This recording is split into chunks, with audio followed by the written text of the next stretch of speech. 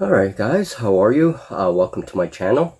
MJ Hobby Corner here, and I want to show you guys a conversion that I did with a dollar store Skelly. This was a pack of Skellys that I bought a long time ago for Halloween, and this was a cool little conversion.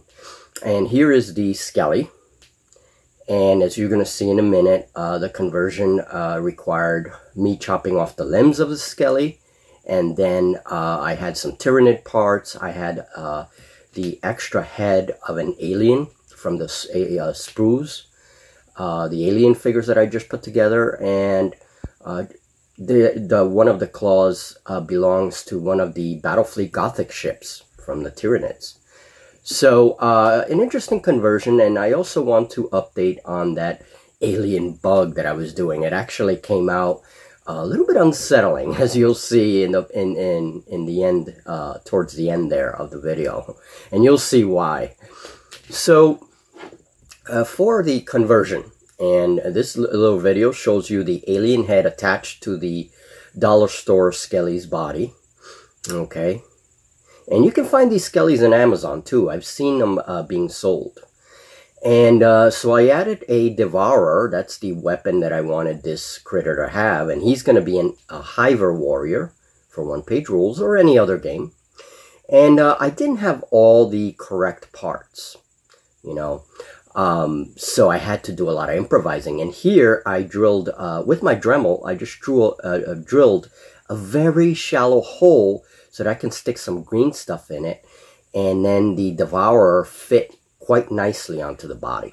Now, Devourer is a little bit big for the body. I mean, the Skellys themselves were a little bit big, which helps.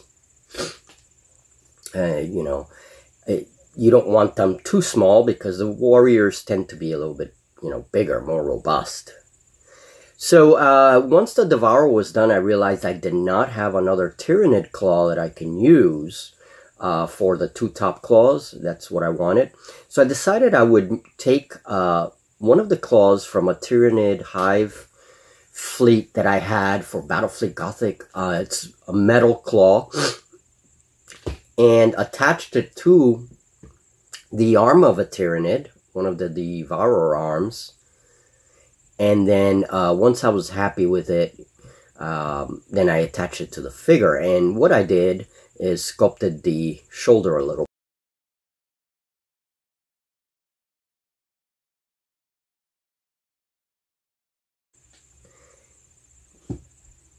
Sculpting the head crown with some green stuff.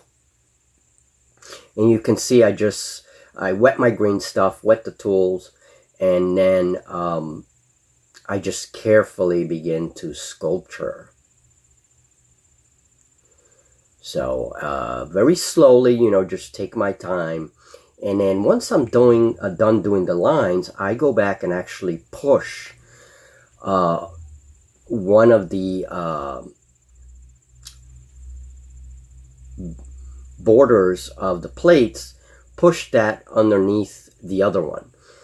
And I'm not sure, I don't show that on this video, but it's a good technique. It allows the plate to come out a lot more natural. And that's what this shows here. And I'm just smoothing the carapace as much as possible. I don't mind if it's a little bumpy. I mean, it's an organic critter, right? But yeah, so continue to smoothen it and smoothen around the alien head. Now, the alien head is a little bit small for the head, for the carapace. So later on, I had to add more green stuff and actually widen the head a little bit, you know. So it has a small front piece, a forehead piece, but then the rear of the head is a little bit wider, a little bit bigger, so it fills the carapace a little bit more.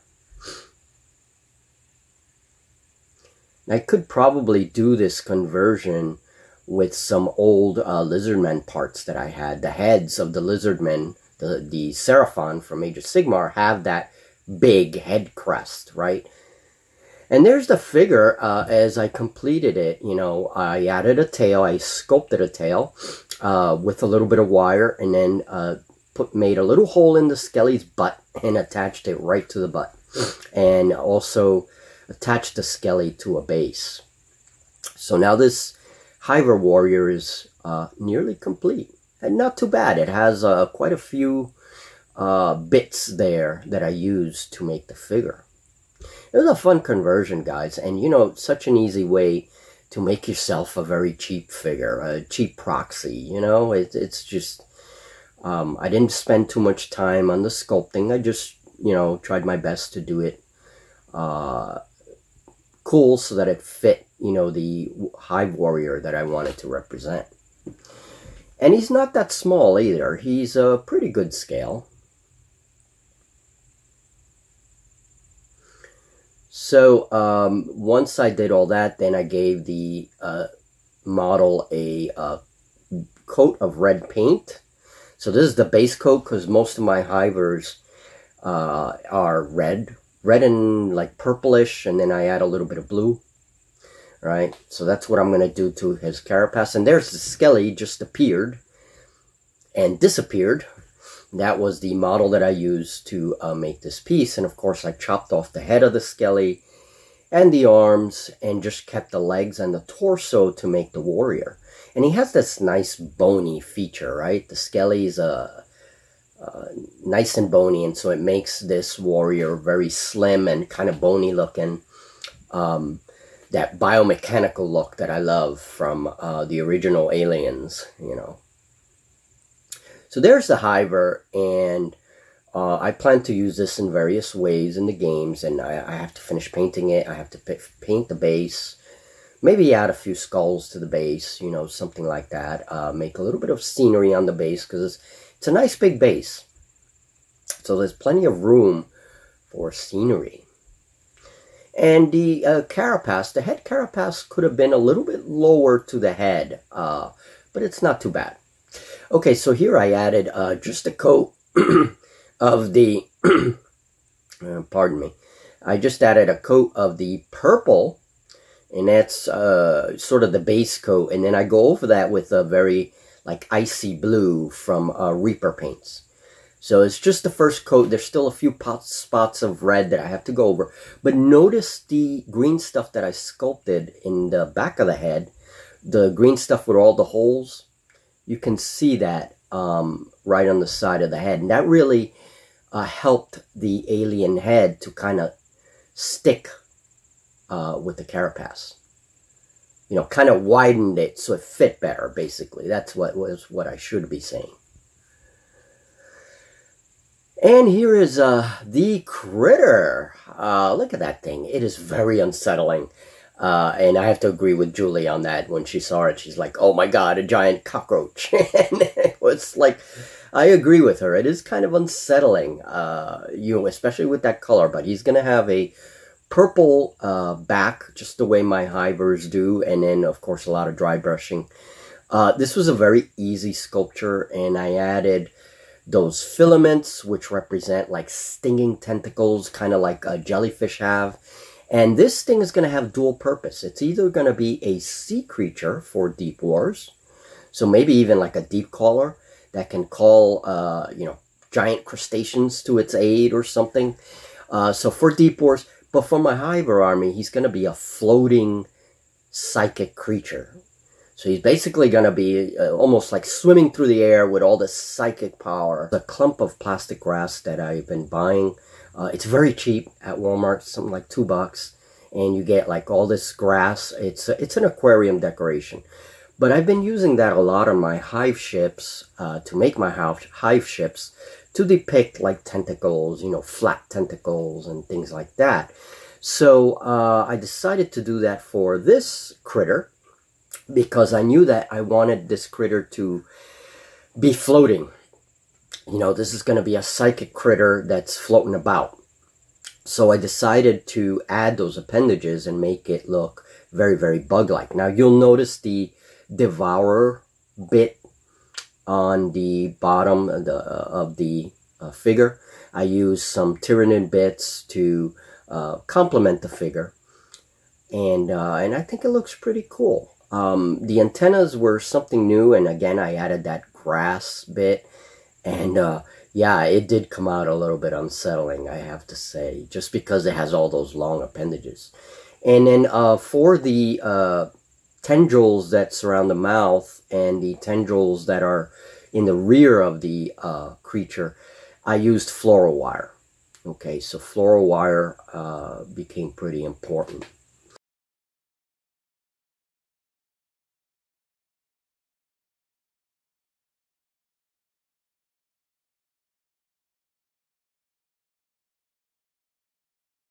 View of the critter, okay, the dorsal view, and we'll see how this critter does in the games. I'm gonna be using it mostly as a hiver, but it will appear in Deep Wars.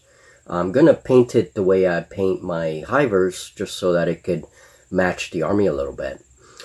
This thing could also be a hiver spaceship, you know, one of those living organic ships, you know. So it can have multiple roles, I think. It's a cool little sculpture.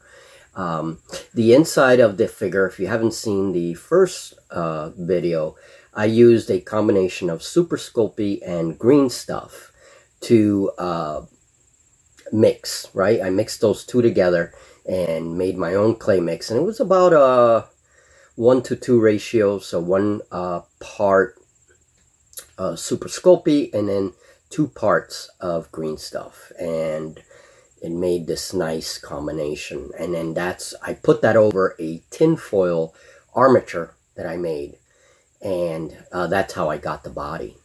So, and it's very, I modeled it after a crustacean. All right, so I used tyranid bits, and that's what, I'm sorry, alien bits, not tyranid bits. I used alien bits to make my warrior figure that you saw in the beginning, and that's all this image shows. It's nice when kits have those extra bits. Another picture of the warrior in all his glory, and it looks like he has ice cream or something on top of him, the purple paint. So excuse the picture, he is wet at the moment. So I'm going to finish painting this figure. I'm going to try to do that today. I started this figure yesterday. And so today I'm going to try to paint it because I would like to have it really soon as an option. And one of the reasons why I did this conversion, I don't have any warriors that have ranged weapons. The figure that I'm going to be using as a warrior is the alien queen that I just put together. And I want to use the little warrior aliens that I purchased and put together. They're going to be like gene stealers, basically. They're going to take over the role of the gene stealer. And I definitely didn't want to buy a box of Tyranid warriors. Really, the budget just doesn't allow for that. There's a lot of other things that I would buy instead. So I thought that this little conversion would actually help a lot, you know, and give me a ranged option for my hivers. So now I have the alien queen, which is my sort of my close combat warrior, and then I have this one, which is my ranged version. So I'll have to look through the one-page rules, grim dark future, to, you know, look, give it the stats that it needs and everything else. So, yeah. Okay, and there's just a dorsal view, and again, it looks like he has ice cream on the on the carapace. When I first saw this picture, I was laughing. But it's going well, and I love these kinds of conversions, guys. And I know a lot of you on the channel probably do. If you've been gaming for any time, period of time, and you've had some period of time under your belt with these games, this kind of thing is very common. You know, people do all kinds of conversions, and this wasn't a perfect conversion, but it was a good conversion because it used a very inexpensive item. You know, I bought a pack of like 50 Skellies a couple of years ago, and I've been doing different things with them. And you know, I said, well, they're bony, you know, they're skeletal. They would fit right with this whole Hiver alien thing, right? Inspired, of course, by tyrannids and aliens and things like that. So, you know, I don't think it's a bad conversion. It's not a perfect one. I would have liked to do some different things to it, but I am happy with it. And it will appear in our games, so you guys will see it. Even in 5 Par 6 Bug Hunt, that's another game where this would actually go pretty well, I think. So, alright guys, well, thank you very much for watching, and I hope you liked the video.